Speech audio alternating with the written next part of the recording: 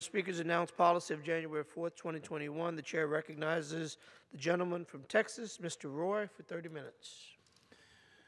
Well, I appreciate the speaker. I appreciate having the time.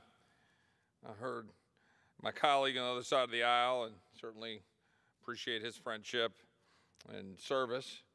I would take some disagreement with my celebrating the extent to which the President of the United States has announced beforehand the race and sex of the next Supreme Court justice.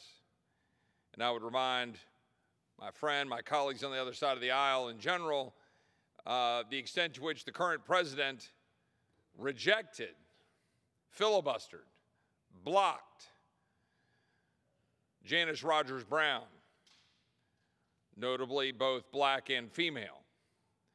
He did so because she wasn't the right kind of black and female. See, she was not a conservative. I'm sorry, she was a conservative. She was not a leftist, a liberal. So the current president blocked when he was in the United States Senate, filibustered, fought, broke the rules and the traditions of the Senate to do it, by the way. Janice Rogers Brown, a black, female, qualified, but conservative judge. So he refused to let her advance. Why? Now, the President of the United States is going out and lauding, praising his predetermination that the next justice must be black or female, undermining the nominee before even making the nomination. I would note also that the president blocked, attacked, voted against Miguel Estrada, and did so, we know, for one reason. He was a Hispanic conservative. Now, how do we know that? We have a memo. Yes, indeed, a memo in black and white, spelled out among Democrat senators and staffers back in 2003. I happen to know this because I was a lawyer on the Senate Judiciary Committee. But my, how this town loves to sweep aside little details like the current Democrat President of the United States working in coordination with Democrat members of the United States Senate when he was a senator to stop, to block, to filibuster Miguel Estrada because he is an Hispanic conservative, and we can't have that, can we? Because it breaks the narrative. It destroys the narrative. Republicans are anti-Hispanic. Republicans are anti-black. We can't have a black conservative woman advance under a Republican President, George W. Bush. We can't have an Hispanic, Miguel Estrada, advance under a Republican, George W. Bush. But no. Will you hear Jen Psaki talking about that at the podium at the White House? Or will you hear more lies? Lies about the whipping of migrants at our border? Will you hear her talk about the fact that no report has been generated by the Department of Justice or the Department of Homeland Security or anybody else about the alleged whipping of migrants, which did not occur, which we know didn't occur? By fact, we know it didn't occur, but yet the President of the United States and his own White House secretary sat at the podium and accused them being our Border Patrol agents, standing on the front lines, being ignored, underfunded, chastised, refused to say any apology since that day. They have refused to look at the Border Patrol agents and say, you know, we're sorry, we got that wrong. No report forthcoming. Anybody sensing a theme that my Democrat friends and colleagues in the White House or on the other side of the aisle love to make race an issue? Love to make race an issue, but they're going to sweep aside the killing of Miguel Estrada's nomination because he's an Hispanic male, Hispanic conservative. Sweep aside the blocking of Janice Rogers Brown. Sweep aside running to cry racism and whipping on the Rio Grande when it is the policies of the Secretary of Homeland Security that is specifically and intentionally endangering the American people, causing our young children across this country to die from poisonings and overdoses, causing bullets to be fired upon our law enforcement officers in Texas, ranches to get overrun, livestock to get out, cartels to get empowered. And the Secretary of Homeland Security literally refuses to enforce any of the laws to stop that from happening. But oh no, can't bring himself, and Jen Psaki can't bring herself, and the president can't bring himself to look in the eyes of the Border Patrol and apologize for saying that they were whipping human beings. That's the state of the Democrat Party's commitment to race. It's all a fraud. It's all a fiction. It's all a front. It's all about continuing to foment racial division for partisan political gain. And it has nothing to do about judging people by the content of their character and not the color of their skin. Because if it were, Janice Rogers Brown would not have been blocked. Miguel Estrada would not have been blocked. And the President of the United States wouldn't be standing up at a lectern today predetermining the race and the sex of the next Justice of the United States Supreme Court. I came down here today to talk about our law enforcement community.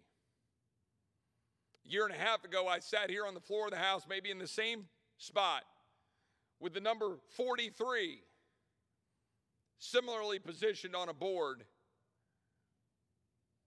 And that 43 represented the number of law enforcement, police officers killed in the line of duty at that time. Well, I would say to the Speaker, to my colleagues who are, of course, notably, as I like to observe, not here. This is our idea of debate, you know, in the United States House of Representatives. Fly-out day, everybody's getting home. Nobody's here.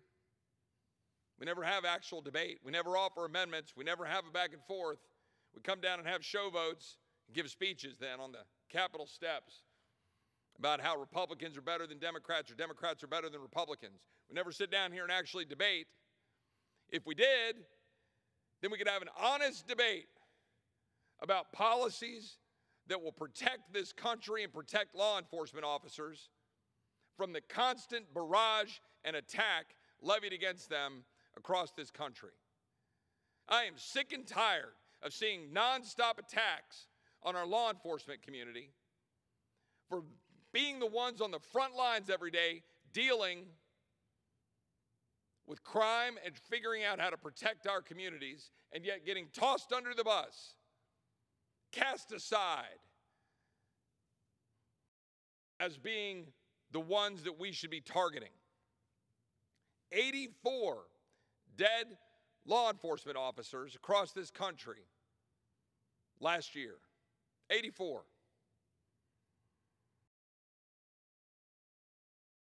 .346 officers were shot in the line of duty. 103 ambush-style attacks on law enforcement officers,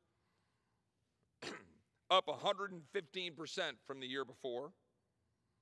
4 police officers were beaten to death. 3 were stabbed to death. Sergeant Joshua Bartlett, Lubbock County Sheriff's Office in Texas, shot and killed during a barricade at a home on July 15th of last year. Earlier in the morning, the subject had been stopped by a Texas Highway Patrol trooper for reckless driving, attempted to bait the officer into a confrontation, returned home after the encounter, began walking around the neighborhood with a firearm at 1:15. When officers with the Levelland Police Department arrived, the man opened fire, barricaded himself inside. The regional SWAT team was requested as the man randomly fired shots from the home. Sergeant Bartlett was a United States Army veteran, and he is survived by his wife, 4 sons, parents, and a brother. Police Officer Mitchell Aaron Penton, Dallas, Texas, struck and killed by a vehicle operated by an intoxicated driver February 13th, 2021. At the time of his death, he had a stepson and his wife was expecting. Police Officer Brandon M. Stalker, Toledo Police Department, Ohio, shot and killed during a barricade involving an arson suspect. Officer Stalker was on a perimeter position, was struck in the head and fatally wounded. He is survived by his 2 children and fiance. Police Officer Jimmy N. shot and killed while responding to a domestic violence call on May 11th, 2021.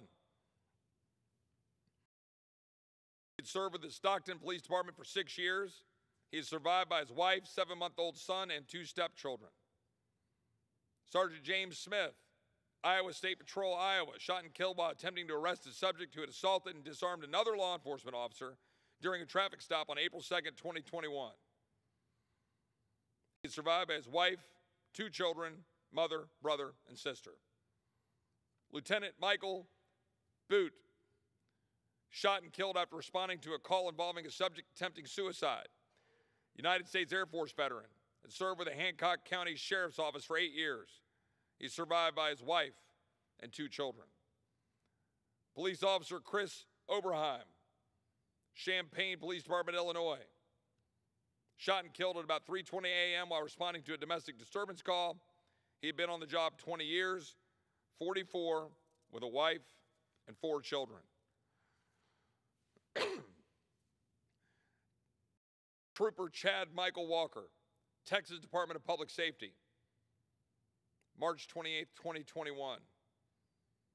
Succumbed to gunshot wounds sustained 5 days earlier when he was ambushed while stopping to assist what he believed was a disabled vehicle near Mejia, Texas.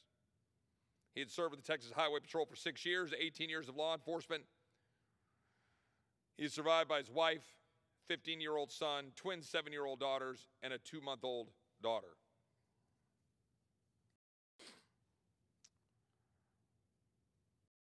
Here are some of the quotes from my colleagues on the other side of the aisle and at the other end of Pennsylvania Avenue about police officers.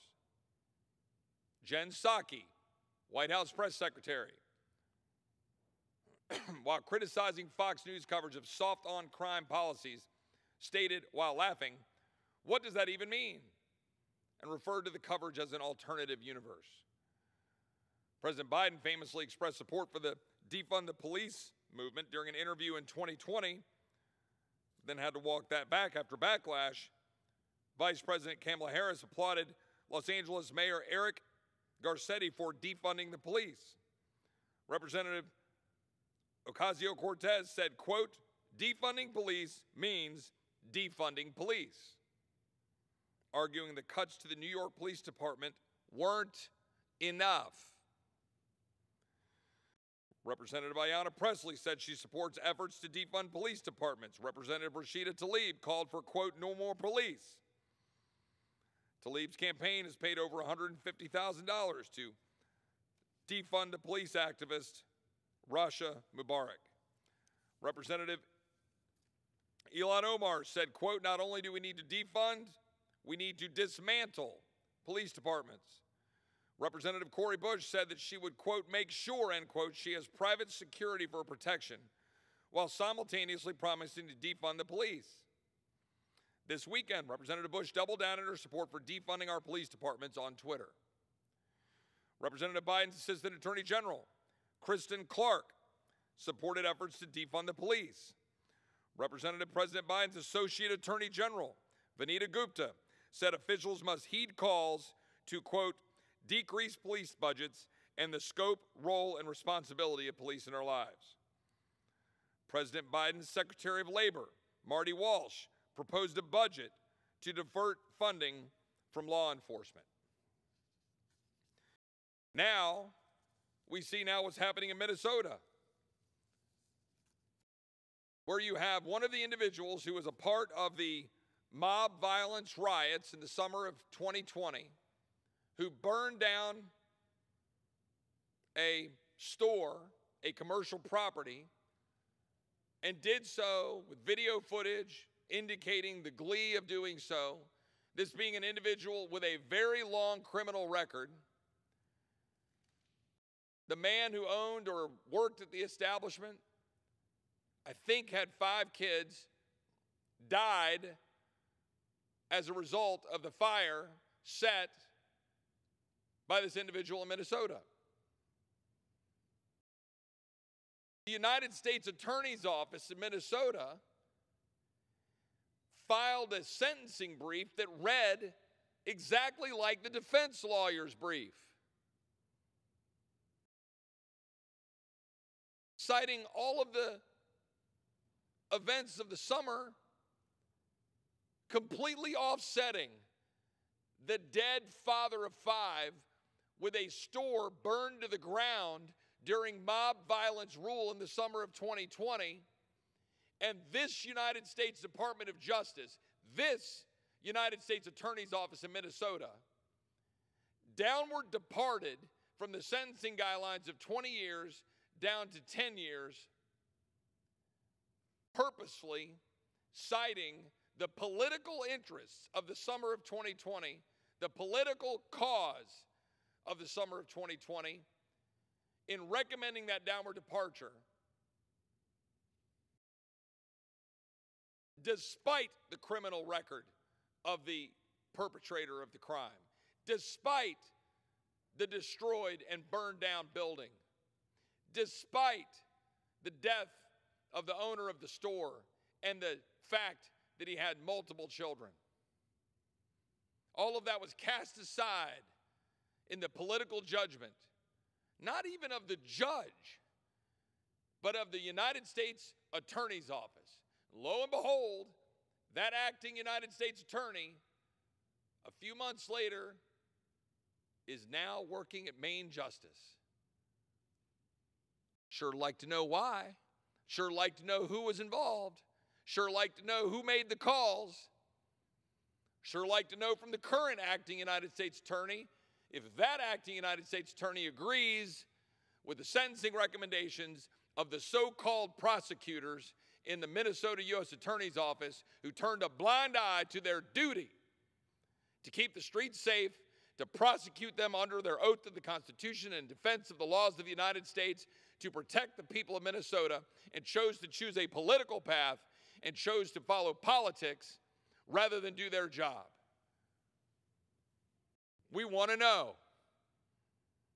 We're going to ask questions in the House Judiciary Committee, and I can assure you that if the good people of the United States were to give the majority to the Republicans in January of 2023, there are going to be some questions asked and some answers delivered by this administration for their failure to enforce the laws of the United States while American people die, lose property, are harmed, are killed. At the border of Texas or in Minnesota, it doesn't matter. The laws of the United States are supposed to be enforced, and we should be standing up for the rule of law. And we're going to demand answers to questions. I want answers from the United States Attorney General for targeting parents for daring to stand up to school boards. I want answers from the Secretary of Homeland Security for his clearly impeachable conduct, for recklessly ignoring the laws of the United States, endangering my people and constituents in Texas, endangering the people of this country, while empowering cartels and allowing fentanyl to pour into our schools. I want answers. We're going to demand answers. We're going to want answers and demand answers from Anthony Fauci and all the bureaucrats at NIH and CDC for shutting down our schools, shutting down our economy, lying about what we were seeing in terms of gain-of-function research in China. We're going to want answers, and we're going to get those answers. While this body fiddles, we will demand answers if the American people will give us the ability to get them. I've mentioned our situation at our border. We are in the midst of a fentanyl, opioid, and drug crisis in this country, the likes we have not seen before. Those of us who grew up in the 80s and know what we saw with the cocaine epidemic. I was a 14-year-old when Len Bias notoriously died from an overdose within a week of being drafted by the Boston Celtics after his career at the University of Maryland.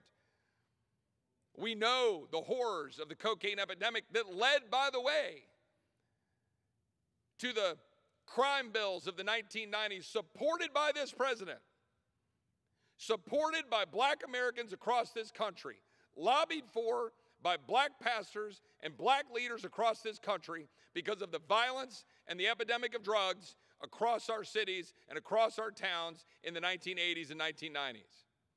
And we responded. And as a result, the crime rates went down. Now what are we seeing?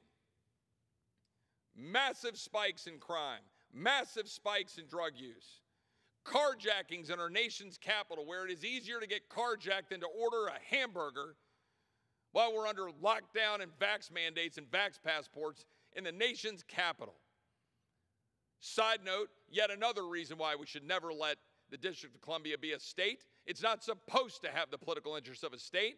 It is supposed to be our national capital where people can come and go, where they can petition their government, where they can come do the business of the people. So we'll address that issue as well in the next Congress. I'm proud to represent Texas, but Texas is under assault. Texas is under assault every day by cartel-driven violence, fueled by China, driven by the profit motive of pouring fentanyl into our communities, destroying our children's lives, causing addiction, causing death, causing destruction. And this administration not only does nothing, it's worse than that. This administration purposefully ignores the laws of the United States to the detriment and the endangerment of the American people. There is no other way to put it. When our laws require operational control of the border and we do not have it. There's no other way to put it. When our ranches are overrun, fences are cut, livestock gets out. There's no other way to put it when there are stash houses in Houston, in San Antonio, in Laredo, in Del Rio, in McAllen, in Arizona, in California, in every big city across this country. Stash houses where human beings are being moved for profit. There's no other way to put it when the current administration is releasing people into the United States knowingly, in violation of law, releasing people into the United States under the guise of so-called asylum. They know it's not asylum. They know it's not credible fear. They know they're releasing single adult males. They're lying about it because we see them talking about the lies on tape. And the American people are the ones holding the bag. The American people are the ones who have their kids dying because they take a Xanax that's laced with fentanyl. And this administration doesn't care.